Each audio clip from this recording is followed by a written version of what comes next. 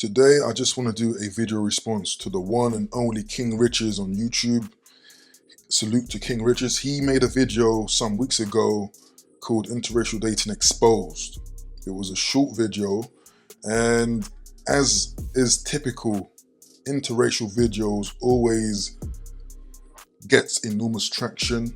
Obviously, it's a very controversial subject for some people. In some others, it ignites feelings of inferiority complexes and stuff like that. I really want to do a response to that video because I believe that interracial relationships is one of those areas that many black people need support and help with, especially in this landscape of shame, racism, slander. So I think it's a very pertinent topic, especially for minorities, but it becomes somewhat of a controversial topic when it pertains to black men. Black men who often get hatred from various angles and from very different people, okay? So I just want to say salute to King Riches, man, for making that video. I believe his point of view was basically his message was to just be aware of some of the stuff that a lot of guys aren't aware of. And I believe I fell into that category when I was younger as well, you know, buying into this whole multicultural society dogma that we're being raised upon, all those liberal thoughts, you know, love knows no color type of messages, only to realize that actually most people are quite conservative. Maybe I should call it biologically conservative. You know, most people end up with their own group, right? So if you came from a big city like I do, you might be confused and you might have some problems dealing or navigating with this type of relationship. There's a few points from that video though that I want to respond to directly. And it's some points that many men agree with, men in particular, right? Some women adopt these thoughts as well. And the first one is in the area of quote unquote, my blackness will disappear.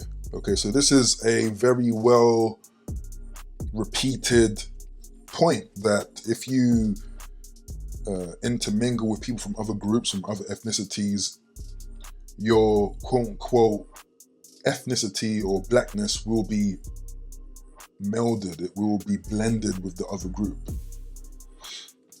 And to that, I'm going to say that race is truly a social construct. I know we hear this and we understand this, but many of us still don't seem to understand what race in terms of black and white is. Race in terms of black and white is not a scientific measure or a barometer. And what I mean by that is that when you procreate, you know, you are not dying out. You are not making yourself extinct. When you procreate with someone from another group, your genes are still being put forward into the next generation. Your traits are being put into the next generation. Your family name is being passed on to the next generation. So that is a biological win. You know, this idea that my blackness will disappear, well, human populations have changed throughout time. You know, humans have migrated all over the place. Science considers the birthplace of humanity to be Africa. Now consider all the other ethnic groups now that we have. People have changed over time. You know, and I find that to be a quiet kindergarten view of what race is.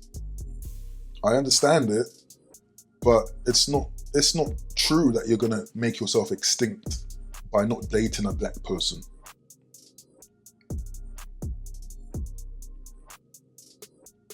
And a crucial fact for this point is that as ethnic minorities, we are a very small percentile in this country.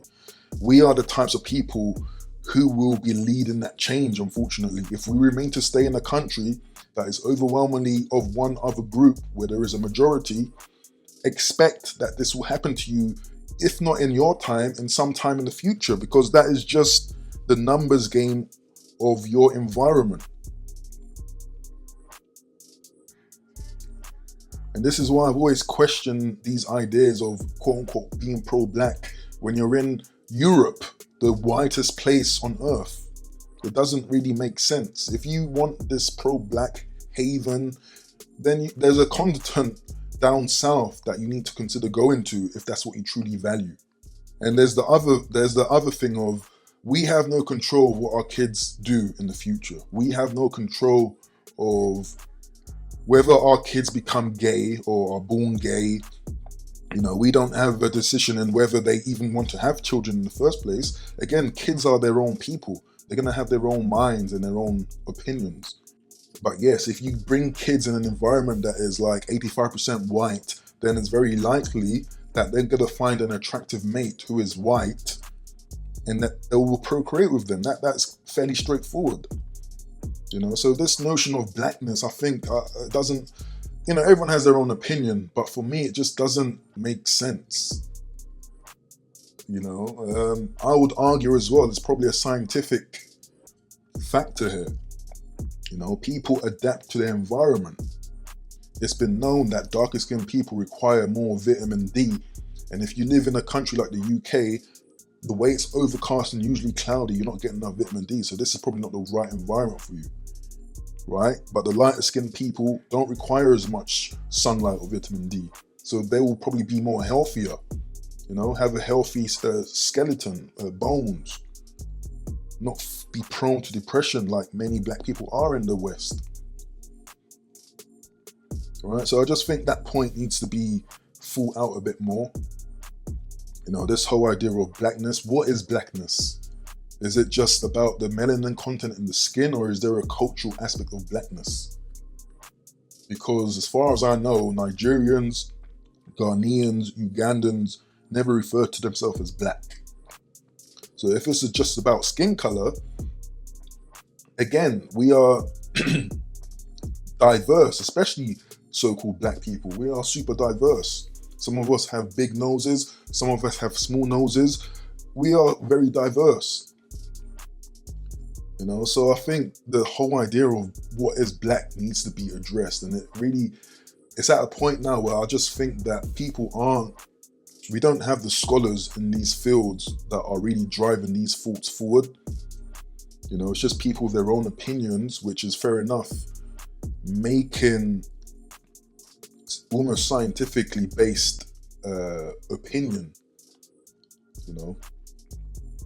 The other point I want to address is the fact that, which I vaguely mentioned in this first point, that your kids are likely to date non-black people. So basically, when you mix, your mixed kid is very likely to not date a black person, especially in the context of the UK. The idea is that, we see for some reason, whether it's true or false, that mixed race people gravitate towards white people in partnerships. Okay, but once again, to that point, we are not in control of what our kids are going to go and do. We can influence them, we can inspire them, but we can't directly tell them what to do. Linked to this point is the point that, you might have white grandkids.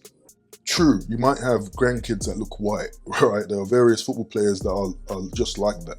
But when we think deeply about this, we need to ask ourselves, so what? So what? As far as I'm concerned, if I had grandkids at all, I'll be happy. I'll be happy with that. Having grandchildren is a blessing. To despise them because of what they look like is something that's just innately wrong.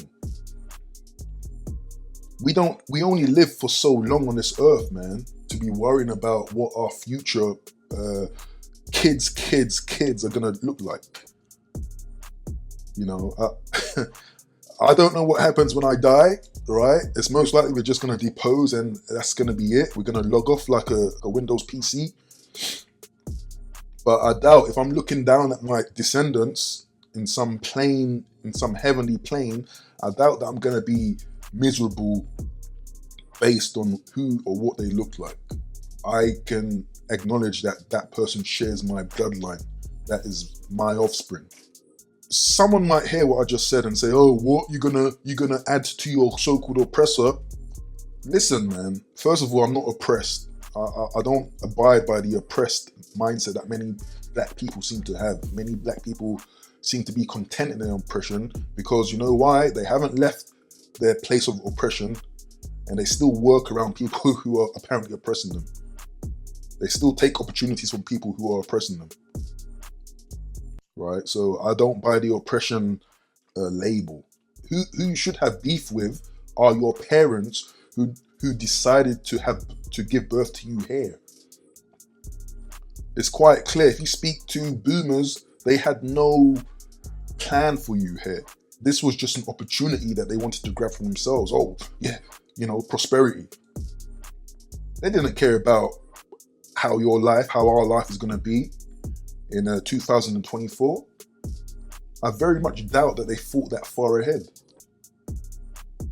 So before you shame someone like me or someone, a millennial Gen Z who's trying to figure things out, why don't you take arms with your parents?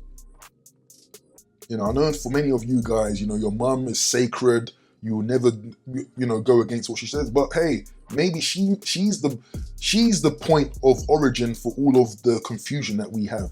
How can you give birth to kids in a white country and then try to assail them for not being African enough? It really doesn't make sense. Are you supposed to speak broken pidgin English in London? You're supposed to speak pidgin English when you're giving presentations to your colleagues? No, you're supposed to adapt to your environment. That is the marker of intelligence. Adapting to your environment for your success and for the success of your descendants. That's what the game of life is about. So the point that, your kids will date non-black, hey, and to that point as well, I'll be happy if my kid dated some white girl. Yeah. If this white girl or white woman has good intentions, has a good moral compass, has a good, head on her shoulders, is reliable, is trustworthy, yeah, go ahead, son. That is a good woman to be with. Like, the way some people respond to these type of topics is as if that just for the sake of this quote unquote blackness, you're willing to be with someone who has a bad character and a bad personality, and you're gonna be with her and you're gonna lay up with her and lay seeds in her just because of her skin color, just because she is so-called black. No, that's wrong. The aim of the game, in my opinion, is the best woman wins. The best woman wins.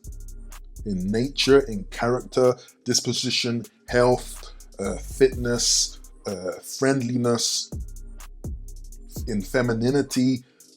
That is the top woman that you should be choosing. Beauty, attraction. And that links into the last point that I wanted to talk on with, which is, quote unquote, my legacy. Again, it's in relation to your descendants, your kids, how they're going to look like and all of that. But again, you can't have a legacy without a cooperative woman.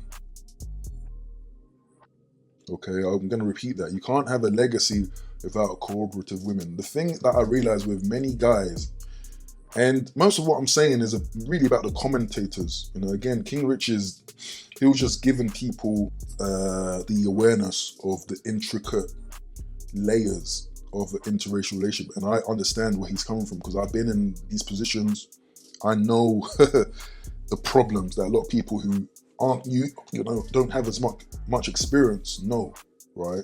But it's more to the commentators, because many of the commentators just sound super ignorant. You can't force this quote unquote my legacy.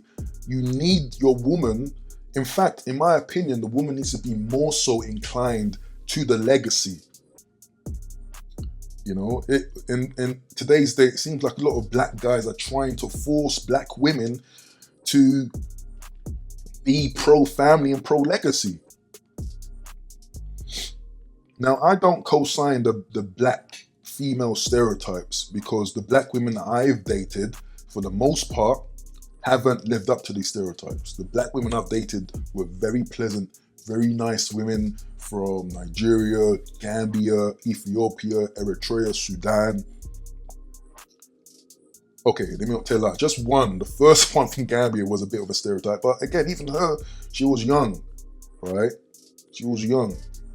So in my experience, these black female stereotypes that a lot of, I would want to say that a lot of black American men might spout, I don't see it like that. Obviously in individuals, yeah, I can see this, the boss bee, I can see the kind of feminist, man-hating, especially black man-hating type of person. But for me, these have been isolated people or individuals. But even with that being said, I think even Stevie Wonder can see there's levels of vitriol to whatever degree between black men and black women. And it's kind of funny, when you look at most of the so-called manosphere and red pill these days, it's typically orchestrated by black men, which to me reveals that, it's a lot of black men that have issues in the area of dating. And obviously the main choice for black men is going to be black women in most environments, right? So it kind of speaks to black men having issues with black women. That's what I see from all of that. And again, I just want to say to that the best women win. We are only on this earth for a finite amount of time. And I think in your lifetime, you're only going to meet probably 1 to 3 women that truly love you for who you are and will do anything for you. Like, these women, you're not going to meet more than like a handful of times, man. Trust me. Like, the time frame for our quote unquote mating season is not long when you think about it. Consider the fact that, hey, some of us go to university, we probably come into the real world at probably age 22. We have very little experience, probably still living with our parents. Then maybe, I don't know, late 20s, 30s, you might decide to move out, but you're working all the time to pay for the rent and stuff. Like, we don't have a lot of time. Many women by their 30s have kids. Many women by their 30s are married. So when you start kind of deposing or rejecting women based off race, especially as an ethnic minority, you're really shooting yourself in the foot if you want or value a relationship. Obviously, if you want to do this lone wolf lifestyle thing, that's cool. I'm not going to denounce that.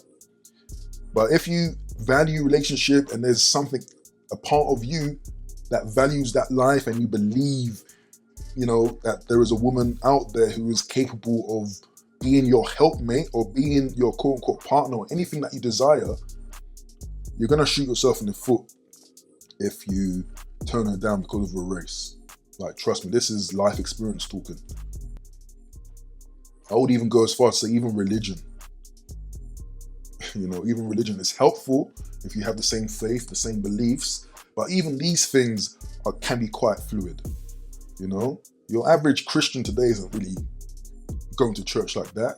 A good woman is a rare commodity, and as you get older, you're going to feel it even more, especially in this environment of dating apps. The older you get, and I know some of you guys don't like to hear it, but the older you get and the longer you stay single, you're going to just expose yourself to people who unfortunately aren't deemed as desirable people. Yeah, you're going to run in, there's going to be loads of single mothers if you're in your 30s. You're going to come across probably bitter divorcees or angry, bitter feminists, socially awkward people. You're going to run into unhealthy people with diseases, that are age-based. You're going to run into people who aren't fit, who have age and, aren't as attractive as they was. And the thing about that is, there's beauty in aging because you see how they looked before. So you can, you understand, hey, okay, that's the aging process. If you meet women at a point where they're significantly aged, you've really missed like a tender bonding time. I know I'm probably going too deep into the relationship aspect, but again, it all goes back to this idea of because of your race, I'm not going to deal with you. Now, you could probably argue that other communities do it better in terms of other ethnic minorities sticking together. But from what I see from that, especially when it comes to like Hindi people, like a lot of it is religiously based or caste based. And so many times there's a strict arranged marriage, which often is full of domestic abuse, is full of untold nastiness happening. You know, this is what happened when you pick two people who aren't, like, the worst thing you can do in a relationship is to be with someone who you're not even physically attracted to. The thing about relationships is that it's not always logic based. It can't always be based on logic. You have to have some sort of vibe or connection or attraction with that person. Because it can't just be as logic as, yes, we come from the same family group, oh yeah, same caste. I know it works for some people, because I remember setting up my Indian friend back in the day with this Indian woman, you know. But I think when it comes to black people, sometimes we don't understand that we are not the same as groups like Indian and Chinese. You know, the so-called Black British is an umbrella term for loads of different ethnic groups. So if we are 4% of the overall British population, then you have to break it down. You know, that might look like 0.7% Yoruba, 0.7% Jamaican, 0.7% Ashanti. So when you think about it like that, we all have super small communities to find a mate from. You know?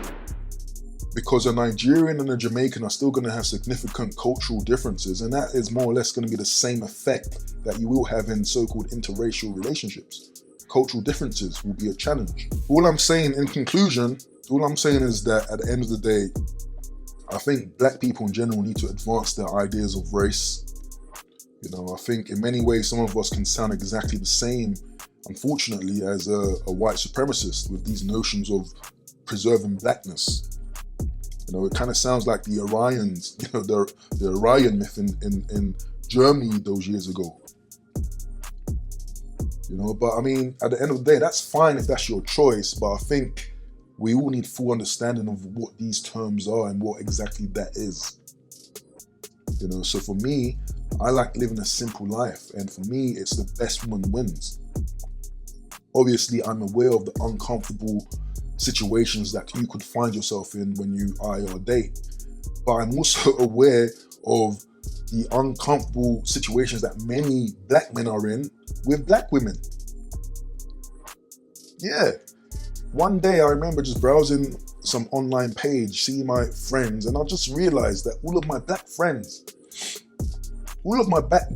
are baby daddies. And that kind of boggled my mind. All of my black friends have this pseudo polygyny thing going on, where there's different women involved, where there's different kids with you know, different half-related siblings. That's not a good environment. You haven't cultivated a good environment if you're doing that baby daddy, baby mama lifestyle thing, man. We need to learn from our past, from the past generations. You know, mental health, family cohesion. In many ways, yeah, black people are between a rock and a hard place when it comes to relationships as ethnic minorities. But at the end of the day, for me, if you don't take anything from this video, just take this. The best woman wins. Okay? The spirit doesn't see skin color. I know that sounds cheesy, but it's true. Because when it comes to the twilight years of our lives, we're going to look back and, you know, we might just think about all the great people, the great opportunities that we had in life that we missed, that we overlooked, that we snubbed our nose to. You know, sometimes we find ourselves in very bad positions in life with hard luck because we've not been open to new situations or new opportunities that's been right under our noses because of ignorance, you know. But I might have gone off rails. These are just my raw thoughts, really unedited response to King Richard's video, Interracial Relationships Exposed. Again, salute to King Richards. This is in no way any kind of slant to King Richards. You know, go check out his video. I really think he's doing a lot of good work. But one of my missions with this channel, and I know it's probably corny now, but I really do want to assist and support black men. You know, black people in general. Because I think, again, being an ethnic minority is hard. You know, it's especially with the history that we have, you know, with things like colonization, There's a lot of shame involved. There's a lot of confusion. There's a lot of timidness, you know? And for me, as a father now, I'm also thinking about the future. Like, what legacy are we leaving for our kids within this confusion? But yeah, that's probably a topic for another video. Expect more videos around this time every week, so look forward to that. Let me know what you think in the comments below. Am I off my rocker, or do you kind of see where I'm coming from? Let me know, like the video, and catch you in the next one.